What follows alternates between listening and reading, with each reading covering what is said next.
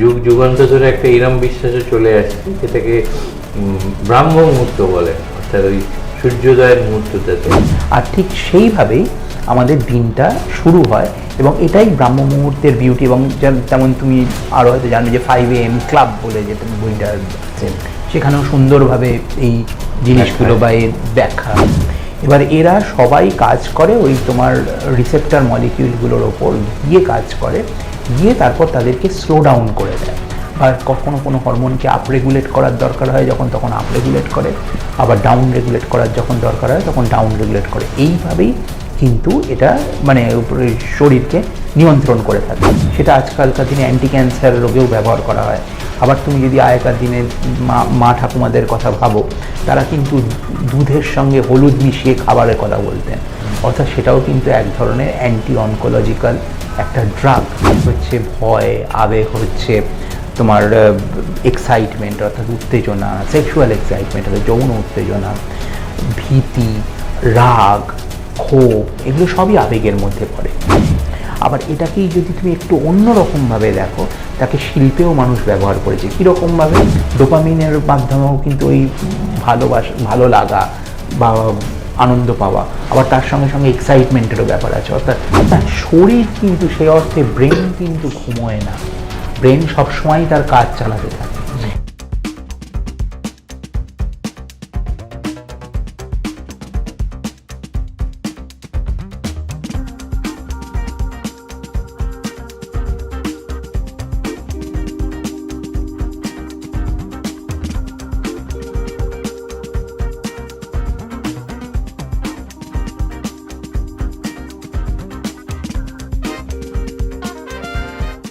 নমস্কার, আপনাদের শুভেচ্ছাতেই আমাদের এই প্রযুক্তি তক্ক গপ্প এই নতুন বিভাগটি আমরা যা টের পাচ্ছি তাতে বেশ জনপ্রিয় হয়ে উঠছে, কারণ আপনাদের সাড়াটা আমরা অনুভব করছি। আপনারা যেভাবে সাড়া দিচ্ছেন, আপনারা আরও বেশি বেশি করে আমাদের শুভেচ্ছা জানান, আমাদের এগিয়ে যেতে উৎসাহ দিন, তাহলে আমরাও আরও নতুন নতুন এবং আরও ফ্রিকুয়েন্টলি, আরও ঘন ঘন বিজ্ঞান এবং প্রযুক্তি, তার সঙ্গে কিছুটা দর্শনও থাকবে, আমাদের ব্যবহারিক জীবন, দৈনন্দিন জীবন থাকবে, সব কিছু নিয়ে একটা বেশ উপভোগ্য আলোচনায় আপনাদের সামনে উপস্থাপনা করতে পারবো। আমাদের সঙ্গে আজকেও আছেন প্রফেসর ডক্টর সৌম্যজিৎ রায়। উনি আইজা, যেটা Indian institute of science and educational রিসার্চের অধ্যাপক, বিশিষ্ট অধ্যাপক, বিশিষ্ট বিজ্ঞানী। উনি আমেরিকান সোসাইটি অফ কেমিস্ট তাদের council member, fellow of royal society of chemist তার ফেলো, ওয়েস্ট বেঙ্গল যেটা সায়েন্স অ্যান্ড টেকনোলজি একাডেমি তারও ফেলো। আরও অনেক আছে, আমি আপাতত ছোট করে এরকমই একটা ভূমিকা দিলাম। ওনার নিজস্ব কিছু পেটেন্টেড প্রোডাক্টও আছে। ওনার সঙ্গেই আমরা বেশ কয়েক সপ্তাহ ধরে আড্ডা দিয়ে আসছি বিজ্ঞানের নানান বিভাগ নিয়ে। তো হঠাৎই আমাদের মনে হলো এই যে সমস্ত বিষয়গুলো আমরা বাছছি, তার থেকে আরও সহজ যেটা, এই যে আমি, আপনি, উনি, আমরা যে সকাল থেকে না আমাদের যে একটা দিন প্রতিদিনের ব্যবহারিক জীবন, তার মধ্যে কিভাবে রসায়ন বা আরও ব্রডার স্পেকট্রামে বিজ্ঞান জড়িয়ে আছে, এইটা নিয়ে যদি আমরা একটু আলোচনা করি বা দেখতে পাই। আমি একেবারে সরাসরি ডক্টর রায়ের কাছে যাব, সৌম্যর কাছে যাব, যে আমাদের এই যে আমরা ঘুম থেকে উঠলাম, ঘুম থেকে উঠে একটা নতুন দিন শুরু করলাম, একেবারে সূর্যোদয়ের সঙ্গে যে দিন শুরু হলো, সেই তার সঙ্গে কিভাবে রসায়ন জড়িত, মানে আরও স্পেসিফিক্যালি বলতে গেলে আমারও যেটা জানার আগ্রহ, এই যে অনেক সময় বলা হয় সূর্যের আলো, রোদ যাকে আমরা কথ্য ভাষায় বলি, রোদটা যদি লাগে তার থেকে নাকি শরীরে ভিটামিন তৈরি হয়। তো সেটাও তো একটা নিশ্চয়ই রাসায়নিক ক্রিয়া প্রতিক্রিয়ার মধ্যেই হয়। তারপর থেকে আমরা যা যা করি সমস্ত কিছুই বোধহয় একটা রাসায়নিক ক্রিয়া প্রক্রিয়ার মধ্যে দিয়েই আমাদের দিনটা এগোতে থাকে পরের আর একটা দিনের দিকে। তো এই যে চক্রটা, এইটা নিয়ে তুমি কিভাবে দেখবে বা কিভাবে সাধারণ লোককে বোঝাবে যে প্রতিটা দিনের মধ্যে কিভাবে রসায়নের একটা খেলা চলেছে, যেটাকে আমরা অ্যাভয়েড করতে পারি না? হ্যাঁ, নমস্কার, অনেক ধন্যবাদ ঋত্বিকদা।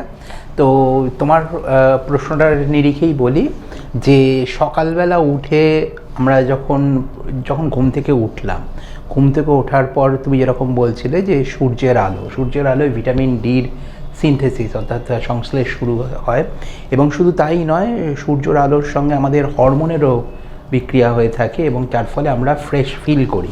অর্থাৎ ওই যে সম্পূর্ণভাবে জেগে ওঠাটা, সেটাই একটা সিরকাডিয়ান সাইকেলের সঙ্গে যুক্ত, এবং সেইভাবেই আমরা জেগে উঠি। এবং জেগে উঠেই ধরো আমরা প্রথমেই যেটা দেখতে পাই সেটা হচ্ছে যে যদি তুমি ঘাসের ওপর দিয়ে হাঁটো, খালি পায়ে ঘাসের ওপর দিয়ে সকালবেলা উঠে হাঁটো, তাহলে আমাদের যে বডিতে যে চার্জ আছে সেইগুলো আর্থিংয়ের মাধ্যমে, অর্থাৎ ইলেকট্রনের প্রবাহের মাধ্যমে আমরা খুব ভালো সতেজ অনুভব করি। অর্থাৎ এখানেও সেই ইলেকট্রনের প্রবাহ, সেই কেমিস্ট্রির খেলা। এরপর ধরো সকালবেলা উঠেই তুমি যেখানে শুয়ে রয়েছো, সেই গদি যে বা বালিশ, বা আমরা এই চেয়ারে বসে আছি সেই চেয়ার, এইগুলো সবই হচ্ছে পলিমার, এগুলো সফট মেটেরিয়ালস। এবার সফট মেটেরিয়ালস বা সেলুলার মেটেরিয়ালস যাদেরকে বলা হয়, অর্থাৎ এদের মধ্যে যে স্ট্রাকচার, তুমি যদি খুব অণুবীক্ষণ যন্ত্রে বা কেটেও যদি তুমি দেখো, তাহলে দেখবে স্পঞ্জের মতো যে স্ট্রাকচার, অর্থাৎ ছোট ছোট ছোট ছোট কোষের মতো সব সাজানো রয়েছে। এবার এগুলোর মধ্যে হাওয়া ঢুকে থাকে, সেই কারণে এরা নরম হয়। এবং জেনারেলি পলিইউরেথেন, ওটা এক ধরনের পলিমার বা পলিমারিক সাবস্ট্যান্স। এবং এছাড়াও ধরো তারপর তুমি মাটিতে নামলে, নেমে পাপোশের উপর পা দিলে, সেটাও কিন্তু ওই পলিইউরেথেন, ওই ফোম, ওই রকম ধরনের সেলুলার সলিডস। তো এটা গেল। এবং এরাও কীভাবে তৈরি হয়, এরাও ওই আইসোসায়ানেট আর অ্যামিন, এদের হাত ধরাধরিতে তৈরি হয় এবং পলিমারিক বন্ড তৈরি করে, ইউরেথেন বন্ড তৈরি করে পলিইউরেথেন তৈরি করে। এবং শুধু তাই, তুমি সকাল থেকে আরেকটু দিনে এগোনোর আগে আমি এই পর্যন্ত যা বললে তার মধ্যে জাস্ট কিছু তোমাকে আরও অ্যাডিশনাল প্রশ্ন জিজ্ঞেস করি। যেমন ধরো আর একটাও আছে, আগে আমাদের দীর্ঘদিন পর্যন্ত এই ধারণা নিয়ে আমরা চলেছি, এখনও একটা বেশ মেজরিটি বা বড় অংশ বিশ্বাস করেন যে মানে শব্দটা এইভাবেই তৈরি, মর্নিং ওয়াক, সকালে হাঁটা, এটা নাকি খুব দরকার, জরুরি। এখন অনেক গবেষণায় যা দেখা যাচ্ছে, ডাক্তাররাও বলেন যে সকালে হাঁটবেন না, কারণ সকালে নাকি অণু, পরমাণু, ব্যাকটেরিয়া, ভাইরাস, ধূলিকণা সবই ডাস্ট পার্টিকেল, এগুলো নিচের দিকে নেমে থাকে, যেগুলো আমাদের নিঃশ্বাস প্রশ্বাসের সঙ্গে নাকি ভেতরে ঢুকতে পারে। যে আগের একটা অধ্যায়ে তুমি আলোচনা করছিলে যে ব্যাকটেরিয়া, ভাইরাসকে যেমন বাঁচাতে হবে, তেমনি তাদের হাত থেকেও আমাদের বাঁচতে হবে। তো এই যে সকালবেলায় দিন শুরু হচ্ছে, তুমি বেশ কয়েকটা দিক বললে যেখানে একটা রসায়নের খেলা চলছে, রাসায়নিক ক্রিয়া প্রতিক্রিয়া। তো এই যে মর্নিং ওয়াক, এর সঙ্গেও তো কোনো না কোনোভাবে ওইটা যুক্ত, মানে আমরা যদি ধরে নিই যে ওই সময় অণুপরমাণু নিচে নেমে থাকে, মানে মোর টুয়ার্ডস সারফেস আর কি। তো সেইটা তুমি কি বলবে বিজ্ঞানের দৃষ্টিভঙ্গি থেকে? হ্যাঁ, এবার দেখো, এইগুলো হচ্ছে সবসময় দু ধরনের মতামত থাকে, ঠিক আছে। এক ধরনের মতামত হচ্ছে হ্যাঁ, যে হেভি মলিকিউল সেগুলো নিচের দিকে চলে আসে, কিন্তু সকালবেলা যে সকালে সূর্যের যে বিকিরণ, সেই বিকিরণটা আমাদের বডিতে হরমোনাল সিনথেসিসে খুব কাজে লাগে।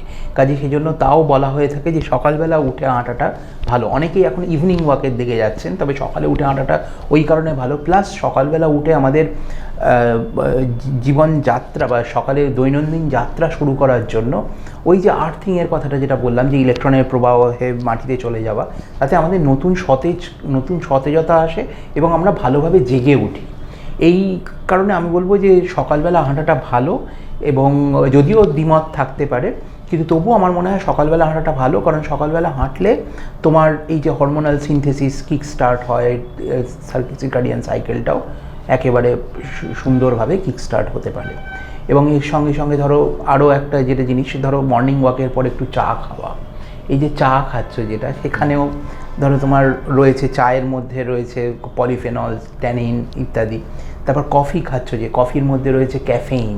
এবার এগুলোও সমস্ত মলিকিউল। এবং ক্যাফেইন সম্বন্ধে একটা খুব সুন্দর জিনিস, যেমন ধরো তোমার চা পড়লে গায়ে অতটা হয়তো দাগ হয় না, কিন্তু কফি পড়লে দাগ হয়। তার কারণ হচ্ছে কফির যে ক্যাফেইন, সে এবার জলের মধ্যে যেভাবে একটা ডিসপারশন, অর্থাৎ যেরকম কালি হয় সেরকমভাবে ছড়িয়ে থাকে, সেটা যখন জামা বা কোনো সারফেসের ওপর পড়ে, তখন সেই হালকা জলের যে রেশটা সেটা মিলিয়ে গিয়ে ক্যাফেইন একটা সেলফ অ্যাসেম্বলি, অর্থাৎ নিজেরাই একরকম সাজানো সমারোহ করে কফির একটা দাগ ফেলে দেয়। সেই জন্য, কিন্তু চায়ের বেলায় সেটা হয় না।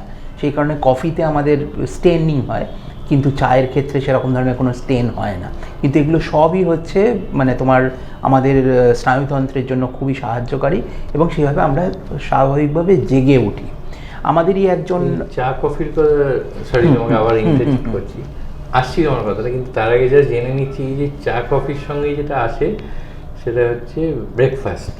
তো ধরো একটা দীর্ঘক্ষণ একটা ফাস্টিং উপবাস, দীর্ঘক্ষণটা হয়তো না আমরা রাত্রি খেয়ে তারপর ঘুমোই, কিন্তু এই যে ফাস্টিং যেটা রাত্রিরে ডিনারের পোস্ট ডিনার ফাস্টিং, এইটা ভাঙার পরে বলছে ব্রেকফাস্টটাও নাকি খুব জরুরি, but it helps in metabolism. তো সেইটার মধ্যে কি রাসায়নিক খেলাটা হয় যদি তোমার কথায় বলি? হ্যাঁ, এবার ব্রেকফাস্ট মানে তোমার ধরো অনেকক্ষণ ধরে সিস্টেম ঘুমিয়ে রয়েছে, মানে আমাদের ডাইজেস্টিভ সিস্টেম অর্থাৎ আমাদের যে পাকযন্ত্র সেগুলো সব ঘুমিয়ে রয়েছে। এবার সকালবেলা উঠে তুমি যখন তুমি কোনো কিছু নিচ্ছ, সেটাও কিন্তু ওষুধের মতো। আমাদের একটা জিনিস খুব সবসময় মনে রাখার দরকার, এটা হয়তো সেরকমভাবে জনপ্রিয় দৃষ্টিভঙ্গি নয়, কারণ আমরা সেটা সেভাবে খেয়াল রাখি না। সেটা হচ্ছে খাবার কিন্তু এক ধরনের ওষুধ। এবং তুমি যদি পুরনো ভারতবর্ষের রীতি রেওয়াজ দেখো, আমাদের খাবারের ব্যবহার বা আমরা যেভাবে খাবার খেয়ে থাকি সেটাও কিন্তু ওষুধ নেওয়ার মতোই মানে সমতুল্য। কাজেই ওই যে কমপ্লিট ব্রেকফাস্ট ধরো, সেটা আমাদের ডাইজেস্টিভ সিস্টেমটাকে আস্তে আস্তে আস্তে আস্তে অ্যাক্টিভেট করার জন্য, জাগিয়ে তোলার জন্য। যেমন ধরো সকালের ব্রেকফাস্টে রইল ডিম, এটা প্রোটিন আমরা আগের দিনে কথাই বলেছি, অসংখ্য পেপটাইডের সমষ্টি। এবার সেই প্রোটিন দিয়ে তুমি বেসিক্যালি এনার্জি দিচ্ছ। সবথেকে সহজে এনার্জি আসে হচ্ছে তোমার কার্বোহাইড্রেটে, কারণ কার্বোহাইড্রেট ভীষণভাবে শর্করা, সেটাও আমরা আগে বলেছি, কার্বন আর ওয়াটার এর মিলিয়ে কার্বোহাইড্রেট। এবার সেটা ভেঙে গিয়ে চট করে তোমাকে এনার্জি দেয়, সেই জন্য 2 পিস পাউরুটি থাকা খাবারের মধ্যে খুবই ভালো। এখানে একজন খুব সম্প্রতি একজন নিউট্রিশনিস্ট এসেছিলেন নাম করা, উনিও বলছিলেন এই যে কার্বো ফ্রি ডায়েটের কথা হয়, সেটাকে কিন্তু উনি ওই যে ধারণাটাকে ওটাকে খণ্ডন করে বললেন ইভেন কার্বোহাইড্রেট ইজ খুবই জরুরি জন্য। তখন উনি বলছিলেন যেমন এই 2 পিস ব্রেড দিয়ে ব্রেকফাস্টটা, এটা খুব জরুরি। হ্যাঁ, এবং এই যে কার্বোহাইড্রেট তুমি যে নিচ্ছ, কার্বোহাইড্রেটটা ভেঙে গিয়ে সঙ্গে সঙ্গে তোমাকে যেটা দিচ্ছে সেটা হচ্ছে এনার্জি।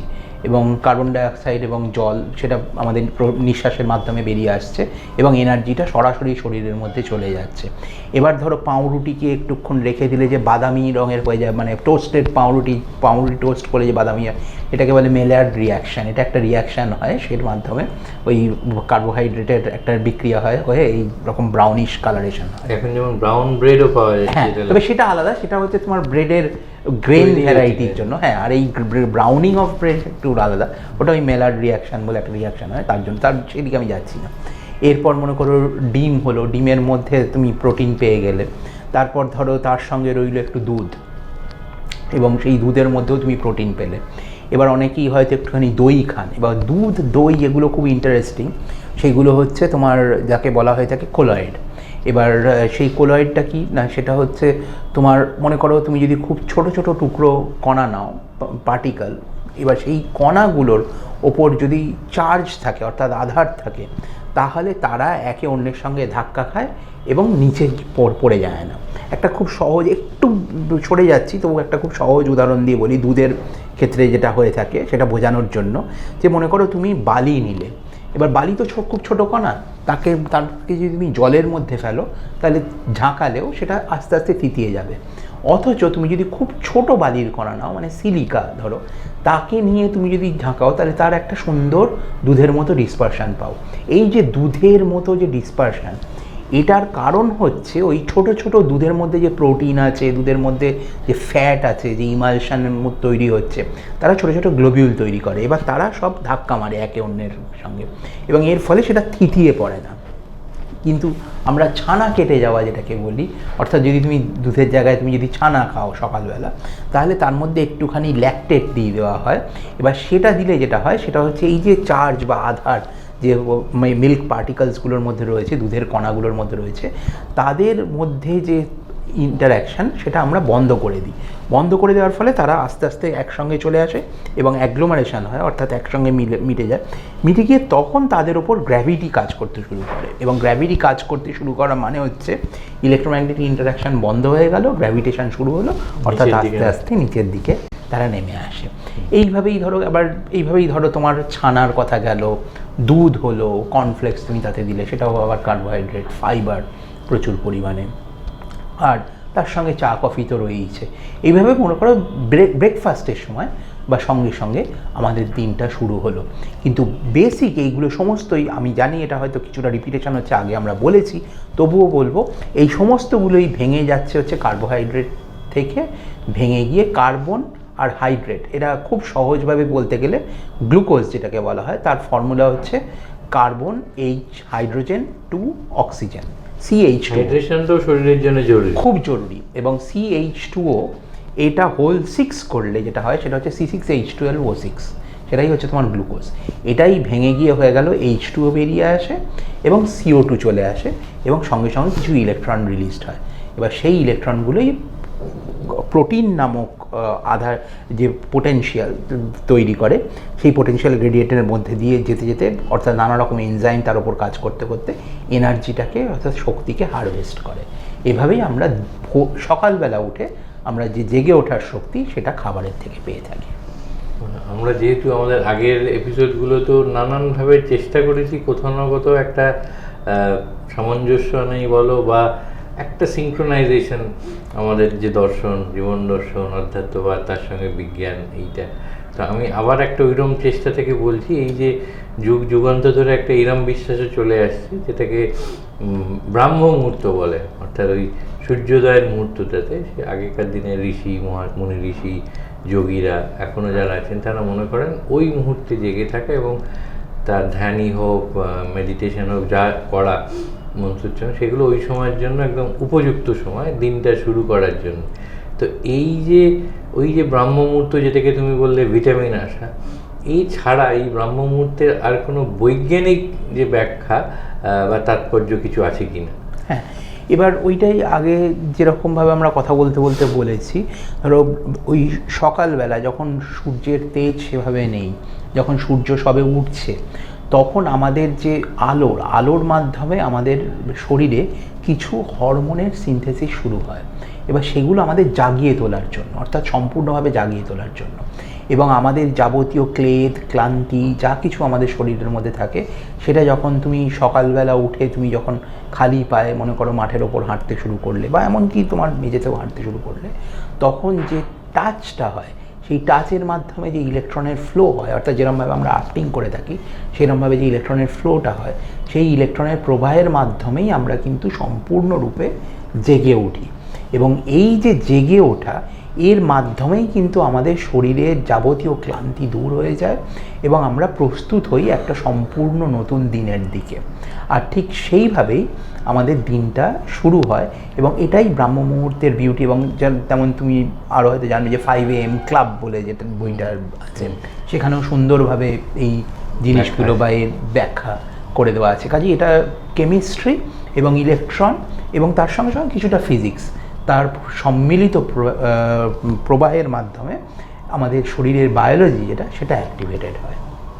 এরপরেই যেটা আসে দিনের এইসবের পরেই আমাদের একটা প্রত্যেককেই মানে রোজগারের জন্য, উপার্জনের জন্য, কাজের জন্য তৈরি হওয়া, কাজের সে যেই কাজই করুন তাকে যে বেরোতে হয় তাড়াতাড়ি কাজের জায়গায়। ধরো সবারই কম বেশি একটা স্ট্রেসের ব্যাপার আছে। এই যে স্ট্রেস, এই স্ট্রেসটার মধ্যেও কোনো কেমিক্যাল রিয়াকশান ঘটে কি না, এবং স্ট্রেসটাকে গেট ওভার করার জন্য, মানে বেরিয়ে আসার জন্যে, সেক্ষেত্রেও কোনোভাবে আমরা কোনো কেমিক্যাল রিয়াকশান বা কোনো রাসায়নিক ইয়ের মধ্যে দিয়ে এর থেকে মুক্তি পাওয়ার উপায় আছে কি না, এটা তোমার থেকে জানতে চাই। হ্যাঁ, আচ্ছা, এবার এখানেও হচ্ছে বেসিক্যালি হরমোনের খেলা।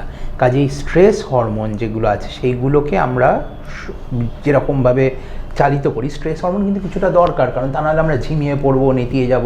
কাজে স্ট্রেস হরমোনের যেমন প্রয়োজন আছে, কিন্তু ওভার স্ট্রেসের ফলে আমাদের যেমন ব্লাড প্রেশার বাড়তে থাকে বা শরীরের যে ইকুইলিব্রিয়াম সেটা কিন্তু নষ্ট হয়। কারণ শরীর তো বেসিক্যালি সমস্ত তন্ত্র যদি তুমি দেখো, সিস্টেমটাকে যদি তুমি দেখো, তাহলে সেই শরীরের যে তন্ত্র রয়েছে তার মধ্যে সবসময় একটা ইকুইলিব্রিয়াম থাকার দরকার। অর্থাৎ সেখানে এনার্জির ইকুইলিব্রিয়াম, সেখানে ফুডের ইকুইলিব্রিয়াম, এবং সেই ইকুইলিব্রিয়ামটা যখন ডিসরাপ্টেড হয় তখনই আমরা কিন্তু স্ট্রেস অনুভব করি, এবং সেটা ব্লাড প্রেশার বা হার্ট রেট ইত্যাদির সঙ্গে ভীষণভাবে নেগেটিভলি কানেক্টেড বা নেগেটিভলি রিলেটেড। এবার তার জন্য যেটা করতে পারো, তুমি মনে করো, ধরো তুমি যে ওষুধগুলো যেগুলো আছে সেইগুলো, যেমন তোমার বেসিক্যালি হার্ট রেট কন্ট্রোলার ওষুধ আছে, তারপর তোমার বিভিন্ন রকমের ব্লাড প্রেশারের ওষুধ আছে। এবার এরা সবাই কাজ করে ওই তোমার রিসেপ্টর মলিকিউলগুলোর ওপর গিয়ে কাজ করে, গিয়ে তারপর তাদেরকে স্লো ডাউন করে দেয়। বা কখনো কোনো হরমোনকে আপ রেগুলেট করার দরকার হয় যখন, তখন আপ রেগুলেট করে, আবার ডাউন রেগুলেট করার যখন দরকার হয় তখন ডাউন রেগুলেট করে। এইভাবেই কিন্তু এটা মানে শরীরকে নিয়ন্ত্রণ করে থাকে। কিন্তু এটা যেমন ওষুধের ওপর নির্ভরশীলতা এসে গেল, অর্থাৎ কেমিস্ট্রিটাকে তুমি সেইভাবে খাবার দিয়েও নিয়ন্ত্রণ করতে পারো। সেই খাবার তুমি ধরো, যেটা আমাদের আগেকার দিনে বলা হতো যে স্বাস্থ্যকর যে খাবার, এমনকি গীতাতেও আছে যে সাত্ত্বিক খাবার যাকে বলা হয়ে থাকে, সেই রকম সাত্ত্বিক খাবার তুমি যদি নাও, অর্থাৎ ফল খেলে এর মধ্যে প্রচুর পরিমাণে জল এবং ফাইবার রয়েছে, সেইগুলো কিন্তু শরীরের যে হরমোনাল সিস্টেম, সেই শরীরের হরমোনাল সিস্টেমকে সুস্থভাবে সুন্দরভাবে চালিত করে। এবং শুধু তাই নয়, যেমন মনে করো তুমি যখন খুব আনন্দ পাচ্ছ, অর্থাৎ কোনো কিছু ভালো কাজ করলে যে আনন্দ পাচ্ছ, অন্য কাউকে সাহায্য করলে যে আনন্দ পাচ্ছ, সেটা কিন্তু ওই একই রকমভাবে কিছুটা অক্সিটোসিনের প্রভাব পড়ে, যেরকমভাবে মায়েরা যখন শিশুকে দুধ খাওয়ান তখন যে হরমোন প্রভাব হয়, সেই রকম হরমোনের প্রভাব।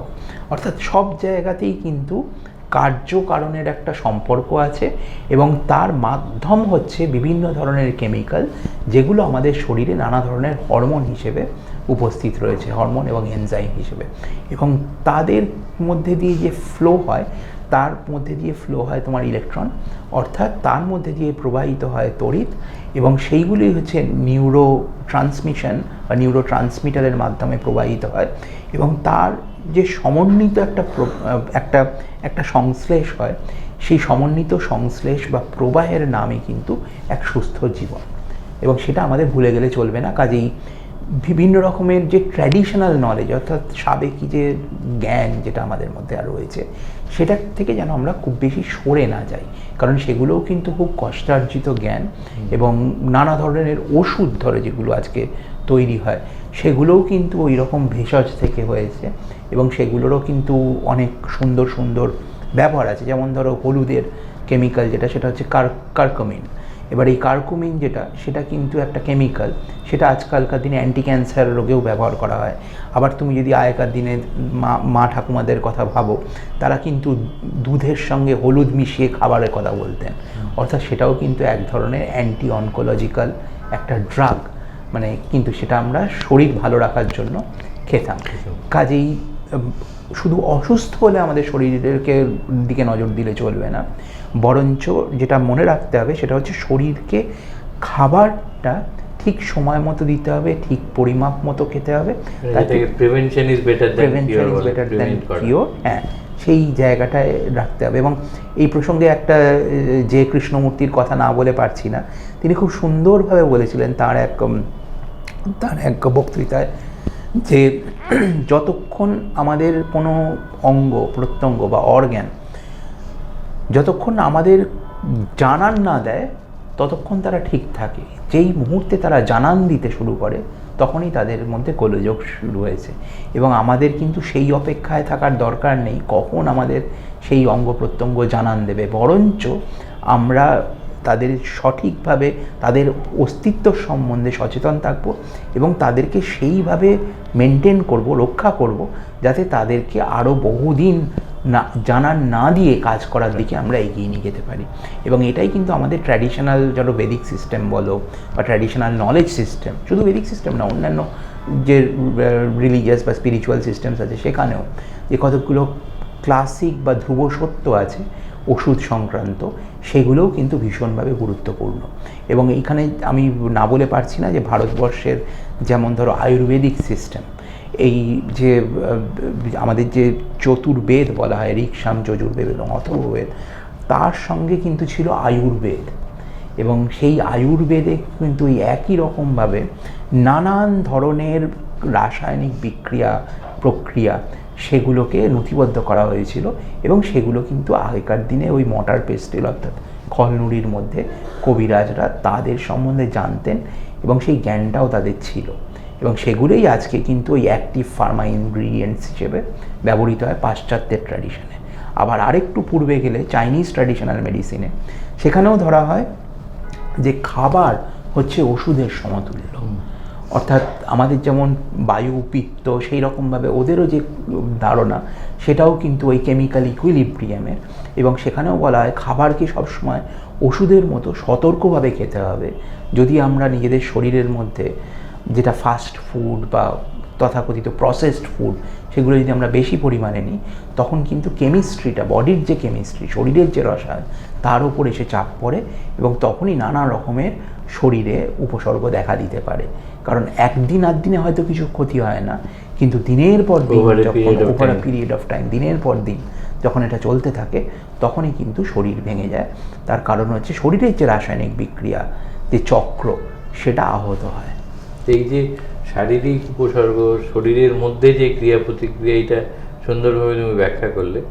কিন্তু যেটা অনেক সময় অনেকেই জানতে চান, আমি নিশ্চিত যারা আজকে এটা দেখছেন তাদেরও অধিকাংশ এটা জানতে চাইবেন, এই যে যেটাকে আমরা এক কথায় বলি আবেগ, কারণ তার মধ্যে রাগ থাকতে পারে, বিরক্তি থাকতে পারে, উষ্মা থাকতে পারে, ভালো লাগা থাকতে পারে, ভালোবাসা থাকতে পারে, তো এইগুলোও কি কোনো রাসায়নিক ক্রিয়া প্রতিক্রিয়া, যেটা আমরা যে মুহূর্তে কিন্তু এটা সুন্দরভাবে সকাল থেকে দিন শুরু করে ডেলি কোর্স যাকে বলে, ডেলি কোর্সে যেই ঢুকলাম তখন কিন্তু এই ক্রিয়া প্রতিক্রিয়াগুলো সজাগ, মানে এই আবেগের যে নানান মাধ্যম সেগুলো সজাগ হচ্ছে, তো সেগুলোও কি কোনো রাসায়নিক ক্রিয়া প্রতিক্রিয়া? একদম, সেগুলো সম্পূর্ণভাবে রাসায়নিক ক্রিয়া প্রতিক্রিয়া।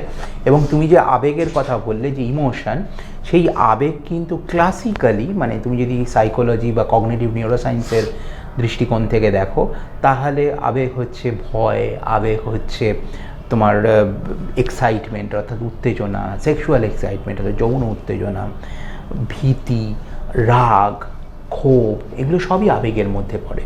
এবং এগুলোর জন্য যেটা হয় সেটা হচ্ছে নিউরো এন্ডোক্রিনাল রেসপন্স হয়, অর্থাৎ স্নায়ুতন্ত্র এবং আমাদের যে হরমোনের যে তন্ত্র, তারা একসঙ্গে উত্তর দেয় এবং তার ফলে আবেগটা আছে। এবং এই যে আবেগের যে মূল স্থান যেখান থেকে কন্ট্রোল করা হয়, সেটা হচ্ছে যেমন ভয়ের জন্য ব্রেনের যে অ্যামিগডালা, সেটা অ্যাক্টিভেটেড হয়ে যায় এবং তাকে অ্যাক্টিভেট করার জন্য হরমোন থাকে। এবং এই অ্যামিগডালা যখন এক্সাইটেড হয়, তখনই কিন্তু একটা ভয়ের কারণ আসে। আবার এটাকেই যদি তুমি একটু অন্যরকমভাবে দেখো, তাকে শিল্পেও মানুষ ব্যবহার করেছে। কীরকমভাবে? যেমন মনে করো, যেখানে তুমি হয়তো সম্পূর্ণভাবে আমাদের প্রাগৈতিহাসিক যুগের যে মানুষ, তারা যেমন নড়তে থাকা হলুদ, কালো বা সবুজ এই রকম জিনিস দেখে তারা ভয় পেতেন, কারণ সেখানে তার মানে তার জীবনে সংকট উপস্থিত, কারণ সেখানে একটা লুকোনো বাঘ আছে। অথচ তুমি আজকের দিনে যদি ছবিতে তুমি যদি ওই রকম ধরনের কন্ট্রাস্ট দেখো, তাহলে যেটাকে মানে বলা যেতে পারে ওই অ্যামিগডালাকে এক্সাইট করার জন্য যেরকম মোটিভ, লেট মোটিভ, সেটা ব্যবহার করা হয়েছে। সেখানে কিন্তু সেই ছবি দেখে বা ভেজা কাপড়ের আড়ালে তুমি যে ছবি দেখছো, সেটা দেখে আনন্দ হয়। কেন? তার কারণ হচ্ছে ওই থ্রেট পারসেপশনটা আজকে আর নেই। সেটা নেই বলে আমাদের ব্রেন কিন্তু তখন রিওয়ার্ড সিস্টেম হিসেবে রিওয়ার্ড করে এবং তাতে কিন্তু আমরা আনন্দ পাই। আর একটা হরমোন খুব ইম্পর্টেন্ট, সেটা হচ্ছে ডোপামিন। ডোপামিনের মাধ্যমেও কিন্তু ওই ভালো লাগা বা আনন্দ পাওয়া, আবার তার সঙ্গে সঙ্গে এক্সাইটমেন্টেরও ব্যাপার আছে। অর্থাৎ ডোপামিনকেও রেগুলেট করাটা ভীষণভাবে জরুরি। সেটা যদি আপ রেগুলেশন বা ডাউন রেগুলেশনে অসুবিধা হয়, তখন আমাদের শরীরে নানা রকমের উপসর্গ দেখা যেতে পারে। অর্থাৎ ডোপামিনও যেমন কেমিক্যাল, সেরকমভাবে অক্সিটোসিন, সেরোটোনিন, এগুলো সমস্তই হচ্ছে কেমিক্যাল। এদেরই আপ রেগুলেশন এবং ডাউন রেগুলেশন এর মাধ্যমে কাজ হয় এবং এগুলো জেনারেলি তোমার হাইপোথ্যালামাস অর্থাৎ ব্রেনের মধ্যে যে অংশ রয়েছে, সেই হাইপোথ্যালামাস এবং অ্যামিগডালা, এগুলোর মাধ্যমেই, অর্থাৎ লোয়ার কর্টেক্সে যেটাকে বলা হয় লিম্বিক সিস্টেম, তার মাধ্যমে কিন্তু এগুলো রেগুলেটেড হয়। এবং তাই আমি বলবো যে নিউরো এন্ডোক্রিনাল সিস্টেম অর্থাৎ স্নায়ু এবং হরমোনতন্ত্র, এগুলো একসঙ্গে মিলে কাজ করে এবং এদের মধ্যে যে মেসেঞ্জার অর্থাৎ যে পিওন রয়েছেন, সেইগুলোই কিন্তু কেমিক্যাল এবং সেগুলোই হচ্ছে তড়িৎচুম্বকীয় তরঙ্গ বা তোমার ইলেকট্রোম্যাগনেটিক যে ফিল্ড, সেইগুলো কাজ করে এবং তার মাধ্যমে তড়িৎ প্রবাহ হয় এবং সেই প্রবাহের মধ্যে দিয়েই এরা আপ রেগুলেটেড বা ডাউন রেগুলেটেড হয়। এবং সেগুলোকে বিজ্ঞান আজকে এফএমআরআই দিয়ে বা ইইজি দিয়ে এগুলোকে সম্পূর্ণভাবে বুঝে থাকে। এবং শুধু তাই নয়, শুধু স্ট্রেসই কেন, যে কোনো ভালো জিনিসও, যেরকম ছবির কথা বললাম, যে কোনো ভালো জিনিসও আমরা কিন্তু এর মাধ্যমে এই কেমিক্যালগুলোর মাধ্যমে, রাসায়নিক গুলোর মাধ্যমে, হরমোনের মাধ্যমে আমরা পেয়ে থাকি, এবং এগুলোই আমাদের উপলব্ধির কারণ, এবং সেগুলোর যে সিস্টেম্যাটিক বা ইকুইলিব্রিয়াম ফ্লো, সেগুলো আমাদের জীবনকে সুস্থ এবং সুন্দর করে রেখে দেয়। তুমি একটা খুব ইন্টারেস্টিং জায়গায় নিয়ে এসছো এটা। আমি এইটার কিউ নিয়ে একটা জিনিস জিজ্ঞেস করবো। এই যে তুমি ভয়ের কথা বললে, সুন্দরভাবে ব্যাখ্যাও করলে, যে আমরা দেখি মানে মানুষ কি ভয় পেতে ভয় পায়, না ভয়টাকেও কোথাও না কোথাও কোনো জায়গায় এনজয় করে? তা না হলে এই যে ধরো ভয়ের বই, হরর ফিল্ম, এগুলো লোকে দেখতো না এই বিরাট সংখ্যায়। তার মানে লোকে কোনো না কোনোভাবে ওই যে ভয়টা পাচ্ছে তার থেকেও কি কোনো একটা হরমোনাল সিক্রেশন, যার জন্যে ভয়টা দেখতেও ভালোবাসে। মানে আমি মুখে হয়তো বলছি না, এটা শুনতে খুবই একটা ওই আপাত স্ববিরোধী বা সোনার পাথরবাড়ির মতো লাগবে, কিন্তু ঘটনাটা কি তাই যে ভয় পেতেও বা ভয় পাওয়ার মধ্যে একটা কোথাও বিনোদন, বা ভয় পাওয়ার থেকে কিছু একটা শারীরিক ক্রিয়া প্রতিক্রিয়া মনে হয়, যার জন্য আমরা পয়সা দিয়ে টিকিট কেটেও ভয় দেখতে চাই? তো এইটা মানে কোথা থেকে? এটা খুব দারুণ কথা বলেছো, একদমই ঠিক। এবং এটাকে কিন্তু আমাদের ধরো ভয়কে আমাদের এন্টারটেনমেন্ট ইন্ডাস্ট্রি আজকে ভীষণভাবে ব্যবহার করে, এবং তার কারণটা হচ্ছে এইটাই, যেটা ইভলিউশনারি কারণ, এবং এই সম্বন্ধে খুব সুন্দরভাবে বলেছেন নিউরোসায়েন্টিস্ট ভি রামাচন্দ্রন তার বইগুলোয়। এবং সেই প্রসঙ্গে আমি আসছি, যেমন ধরো তোমার ওই আঁকার ক্ষেত্রে বললাম, যেটাকে বলা যেতে পারে ওই এফেক্টটা, যে তুমি একটা জিনিস দেখছো, কিন্তু সেই জিনিসটা হয়তো তোমার ডিপ সাইকোলজি, যেটা বা সাবকনশিয়াসে, সেটা একটা ভয়ের উদ্রেক করছে। কিন্তু তুমি আজকে এই মুহূর্তে জানো তুমি যে জায়গায় প্রতিষ্ঠিত, সেখানে সেরকম প্রেডেটার, সেই ভয়ের কোনো কারণই নেই। অর্থাৎ তুমি যেই মুহূর্তে দেখতে পাচ্ছ যে ভয়ের সেরকম কোনো ডিপার কোনো রেজাল্ট নেই, বা কোনো উত্তর নেই যে আমার আজকে অস্তিত্ব বিপন্ন হবে, যেই মুহূর্তে তোমার নার্ভাস সিস্টেম সেটাকে উপলব্ধি করছে, তখনই সেই নার্ভাস সিস্টেমে রিওয়ার্ড সিস্টেমটা অ্যাক্টিভেটেড হচ্ছে। আর তাতেই আমাদের যে হরমোনগুলো, যেগুলো আনন্দদায়ক হরমোন, সেইগুলো রিলিজ করছে, এবং ফলে আমরা আনন্দ পাই। অর্থাৎ ভীতির আড়ালে, মানে ভীতির উদ্রেক, ভয়ের উদ্রেক একটা সিস্টেম নিয়ে গিয়ে তুলছে ওপরে, নিউরো এন্ডোক্রিনাল সিস্টেমকে, দিয়ে তারপর যেই মুহূর্তে দেখছে যে আসলে এতে আমার অস্তিত্ব বিপন্ন নয়, সেই মুহূর্তেই রিওয়ার্ড সিস্টেম অ্যাক্টিভেটেড হচ্ছে, এবং যেই রিওয়ার্ড সিস্টেম অ্যাক্টিভেটেড হচ্ছে, সঙ্গে সঙ্গে তুমি আনন্দ পাচ্ছ। কাজে তুমি যাচ্ছ যে জন্য, সেটা হচ্ছে ওই আনন্দটা পাওয়ার জন্য। এবং এটা তুমি ভয়ের সিনেমাতেই বলো, বা ডিজনিতে তুমি গিয়ে হরর হাউসে বসার অভিজ্ঞতাই বলো, বা তুমি কোনো রোমাঞ্চকর বই পড়ছো, সেখানেও যে রোমহর্ষক ভয়ের কাহিনী, সেটাই বলো, বা আঁকায় যে ওই ভেজা শাড়ি, বা অদৃশ্য একটা ভাবনা, বা কোনো অ্যাঙ্গেল বা দৃষ্টিকোণ, যেটা হয়তো প্রচ্ছন্নভাবে রয়েছে, তাকে আবিষ্কারের আনন্দে বলো, সেভাবেই তুমি আনন্দ পাও। এবং যেই মুহূর্তে তুমি আনন্দ পাও, সেটা হয়ে ওঠে এন্টারটেনমেন্ট ইন্ডাস্ট্রির একটা বড় অংশ। তার মানে ভয় থেকেও একটা আনন্দ তৈরি হয়, যদি না সেটা আমায় স্পর্শ করে। ঠিক। সেক্ষেত্রে যেটা নিজের বেলায় আঁটিসাটি, পরের বেলায় দাঁত কবাটি, অর্থাৎ তোমার জন্য ভয় হোক, কিন্তু ভয়টা যেহেতু আমাকে স্পর্শ করছে না, আমি ভয়টাকে এনজয় করি। এইরকম একটা কোথাও ন্যাচারাল আমাদের ক্রিয়া প্রতিক্রিয়ার মধ্যে আছে আর কি। মানে এটাকে আমরা চাই বা না চাই, এটাও একটা স্পন্টেনিয়াস ক্রিয়া প্রতিক্রিয়া চলতে থাকে। কিছুটা মানে ঠিক হলো, পুরোটা নয়। কারণ যেই মুহূর্তে মনে করো তুমি দেখছো যে ভয়টা তোমার, অর্থাৎ তুমি মানে এখানে মানুষ, কিন্তু তোমার অস্তিত্বকে বিপন্ন করছে না, তখনই তুমি আনন্দ পাও।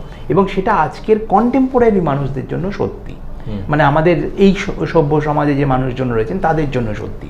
কিন্তু এবার মনে করো কোনো অন্য ফ্রেমওয়ার্কে গেলে, তখন সেই ফ্রেমওয়ার্কে যে মানুষজন আছেন, তাদের ক্ষেত্রে হয়তো সেটা আলাদা রকমের হতে পারে।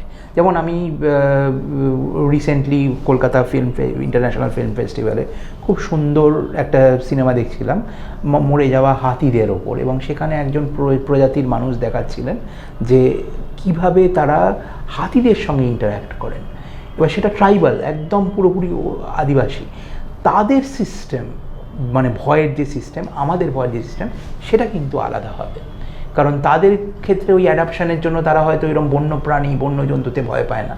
কিন্তু সেই পরিস্থিতিতে গিয়ে আমাদের যদি কেউ গবেষক না হন, বা বন্যপ্রাণী রিসার্চ করছেন এরকম রিসার্চার না হন, সেটা কিন্তু আমাদের পক্ষে খুব ভয়ের কারণ। অর্থাৎ তোমার কন্ডিশনিং, অর্থাৎ চারপাশের যে আবহ, সেই আবহের মধ্যে তুমি কিভাবে রয়েছো এবং তার মাধ্যমে যে কৃষ্টিগত বড় হয়ে ওঠা, সেই কৃষ্টিটাও কিন্তু একটা জরুরি অংশ, যে ভয় পেলে কি ভয় না পেলে তার উপর।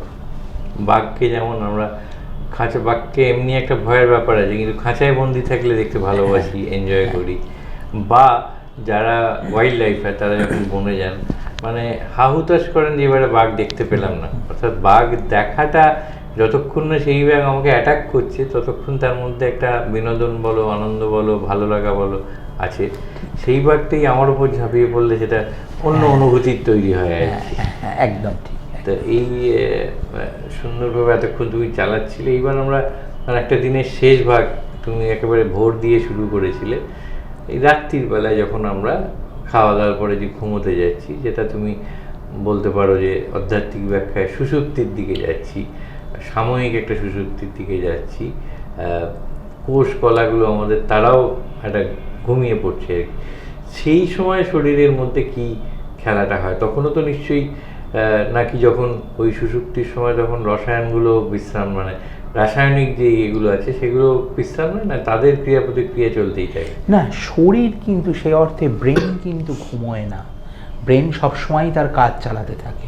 এবার যেটা হয়তো আমরা কিছুটা মানে অবহিত থাকি না, সেটা হচ্ছে আমাদের জেগে থাকাটা থাকে না, কিন্তু শরীরের যা কাজ সেগুলো সমস্তই হতে থাকে।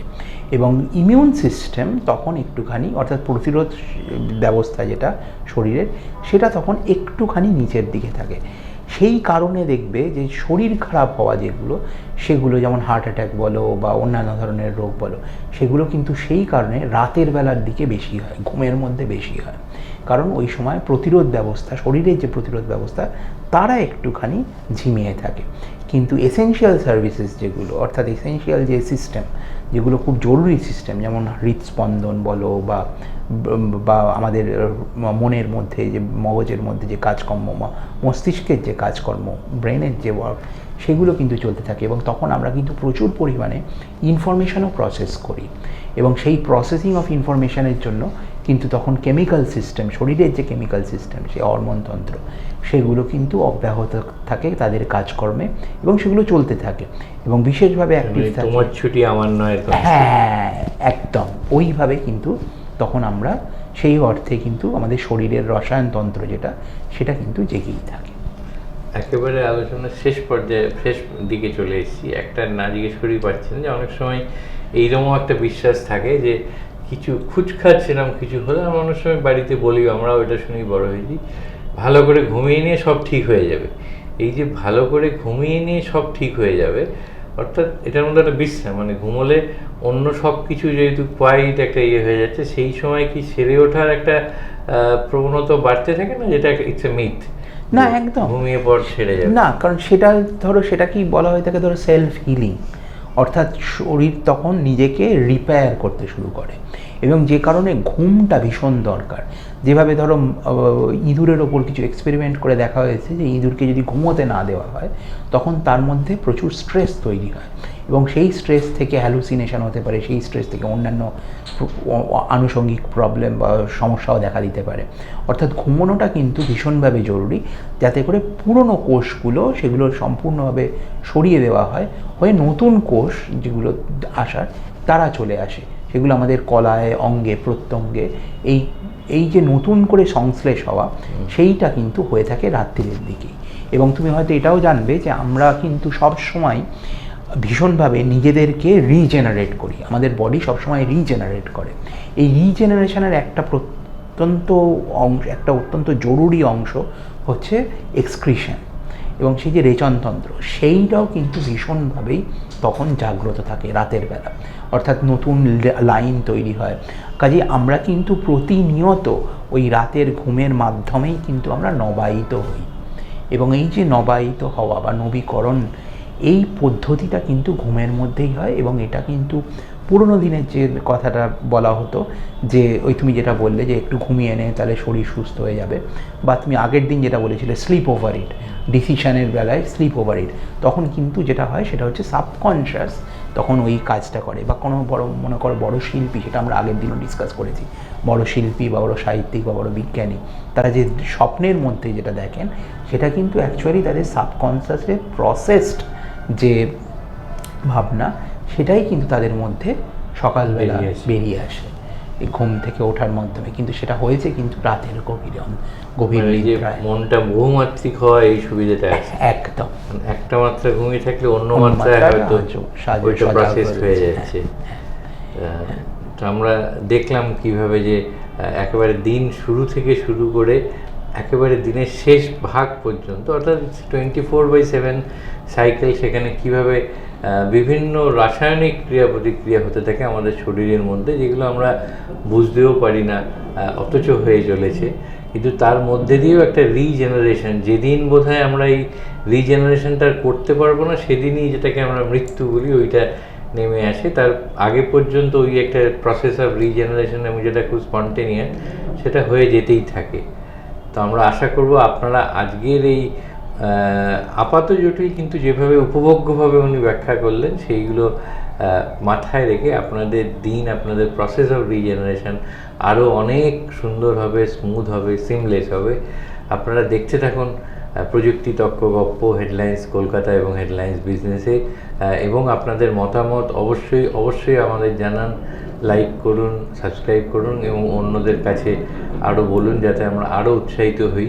বিজ্ঞানকে একেবারে, মানে বিজ্ঞান যেটাকে বলা হয় বিশেষ রূপে জ্ঞান, সেই বিশেষ রূপে জ্ঞানটাকে একেবারে বিশেষভাবে আপনাদের কাছে অত্যন্ত সহজ করে, প্রাঞ্জল করে যেভাবে উনি দেন, পৌঁছে দেওয়ার। নমস্কার।